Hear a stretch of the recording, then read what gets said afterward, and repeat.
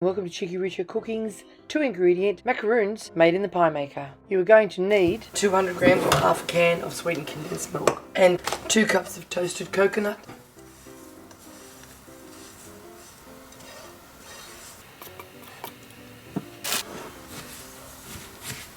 combine the ingredients well together, form into balls and then drop into your ungreased Piemaker.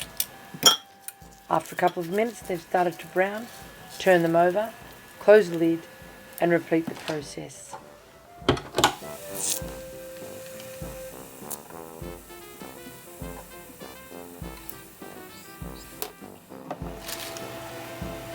I hope you enjoy this little cooking demonstration of Cheekyricho Cooking's 2-ingredient Piemaker macaroons. If you'd like to see more interesting recipes and ideas, just check out our Cheekyricho channel.